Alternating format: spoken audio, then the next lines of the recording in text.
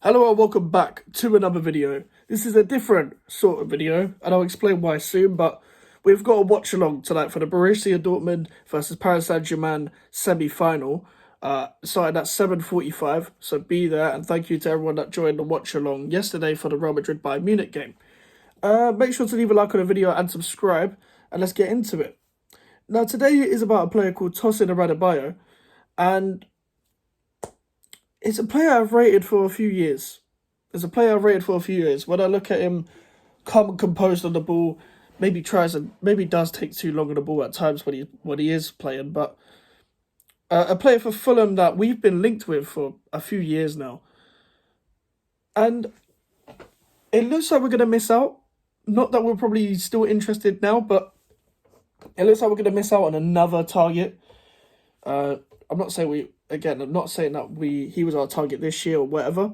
But if I'm seeing this club linked to championship players like Callum O'Hare and Jacob Greaves, which, yes, are two good players, I didn't think we'd be in for them. Not only apparently there is some legs to it, but the report was by Jacob Steinberg, who is a bit here and there. And they're free signings, and we don't know who the manager's going to be. The new manager might not even like them. If we're going to go in for free signings, I know Tosin Adarabioyo is going to have a lot of club swimming. I know Liverpool and Manchester United are linked, but it looks like he's going to Newcastle. And it's very annoying because I feel like I'm in the exact same situation as I was with Harvey Barnes. And I told you a lot about Harvey Barnes. Harvey Barnes even scored a brace against us. Now, yes, Harvey Barnes has injury problems. Yes, Harvey Barnes has barely played this season. It's mainly been Anthony Gordon. But when Newcastle went for it, you saw they could play Gordon on the right if they want to, and play Harvey Barnes on the left. When Harvey Barnes has played, in a little time he has played, there you go. There you fucking go. He scored 2 against us. We needed someone that could shoot from outside the box as a winger. A front three that included Jared Bowen and Harvey Barnes would have been brilliant. And you could have had Paquetá and Kudus as competition, and any competent club would have signed an actual striker that could compete with Mikel Antonio, but it is what it is. And I was so angry about losing out on Harvey Barnes, and everyone was like, oh, he's not that much better than Benrahma. He's way better than Benrahma, I can tell you that for sure. Benrahma cannot strike a ball on a consistent basis. He'll come up with an odd banger now and then just flop with his shots. He's way better than Fornals on the left, but they're both gone, and we didn't replace them. And Maxwell Cornet's there, and he hasn't been played either. And we go back to the centre-backs, where West Ham need a rebuild. West Ham need a rebuild in multiple positions. I don't want to see Aaron Cresswell actually get that new contract or another new year. I don't care about Ben Johnson leaving. My only problem with that is the fact that he's leaving on a free, and we haven't sold him. Because there was no point of having him if he wasn't going to be used this season, and we're going to leave him on a free anyway. That's bad business by the club. Now, if this club is serious, I'll go back to the same thing I've been saying nearly every video, is that Tim Steiner will be in charge of the new manager. Now, if not, I will go in on his ownership again, like I did last year when I was very frustrated with the lack of activity throughout the July period of the transfer window last season. But West Ham will miss out on a Tosin Adarabioyo, and the reason why it's such a smart signing for Newcastle have had a lot of injuries. They suffer with FFP. They have an ageing squad where a lot of those players are still there from the Steve Bruce era. Jamal Lascelles when he stepped in, he's been alright. Fabian Schär's a good player. Sven Botman is unfortunately got an ACL, and they need centre-backs, and they're suffering with FFP as well. That is a very smart signing. He pretty much start a lot of games for them to maintain that level. He's deserved to play at a higher level, Tosin Adarabioyo, and you can see the fundamentals that he has. And it wouldn't surprise anyone to know that he came through the Manchester City Academy. That shouldn't surprise anyone when you look at him. He's technically sound.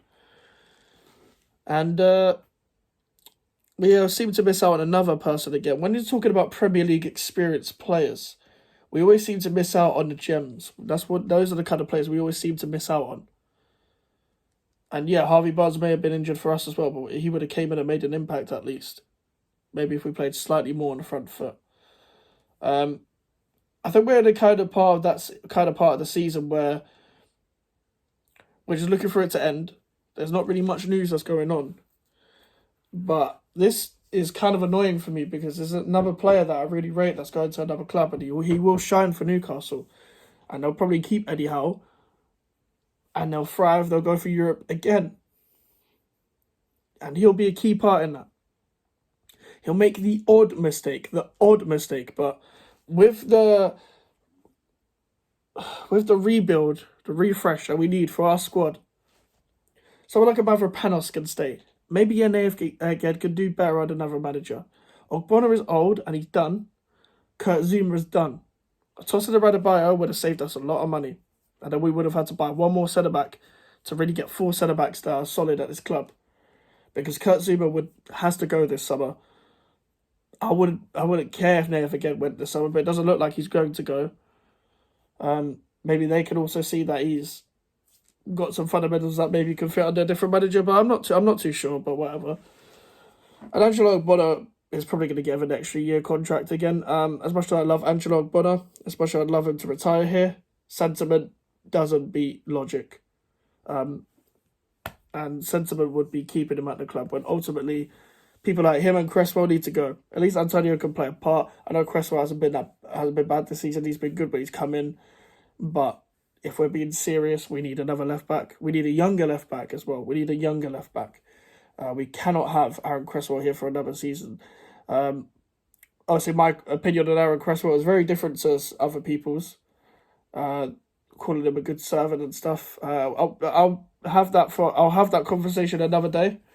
But ultimately, I'll debate with most people that I rated him for certain seasons, but come on, he's been at 10 years. He's had 3 good seasons. Let's be honest. He's had 3 good seasons in how long? So let's be fair. But I generally think someone like a Tosin Adarabioyo could fit under a different manager where his ball playing ability would get him out of trouble. Would not get him out of trouble. His ball playing ability would really suit another manager. And also, he's not just a ball playing merchant either. He's actually a decent defender as well. And I think that's important to have that balance as a centre back in a modern era. He's not going to get caught out on the halfway line. He's not going to get caught out when you need to defend a little bit deeper. And also, he's very calm and composed on the ball. He will make the odd mistake. But compared to the centre-backs we have, he would be our best centre-back. He would be our best centre-back right now. And that's what I just wanted to say. So let me know what you think in the comments below. Leave a like on the video, subscribe if you're new. Join me on the watch along at 7:45. Hopefully I have a stream on Friday for the Chelsea preview as well. Social medias are in the description if you want to follow me, and the email for the inquiries. And I'll see you guys later. Goodbye.